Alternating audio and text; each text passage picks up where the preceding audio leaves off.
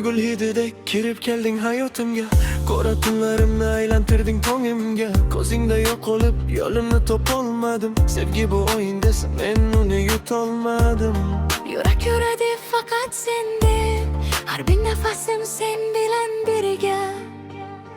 Atirgulim sen mening orzum, yuragimda faqat sening noming. Yo'q olsang qorong'u bo'lar dunyom, sen bilan yorug' har bitira.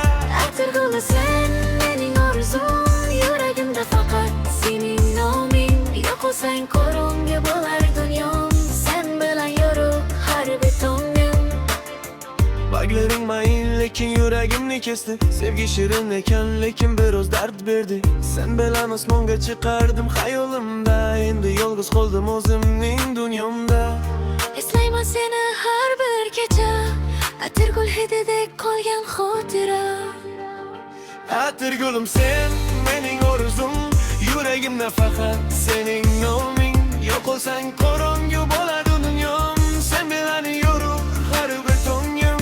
Atirgul sen mening orzum, yuragimda faqat sening noming. Yo'q olsang qorong'u bo'lar dunyom, sen bilan yorug' har bir tongim.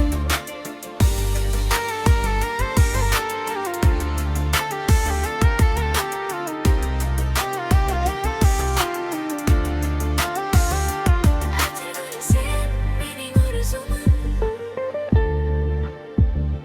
yuragimda faqat sening noming. Atirgulim sen mening orzumim, yuragimda faqat sening noming. Yo'q olsang qorong'u bo'lar dunyom, sen bilan yorug' har bir tongim.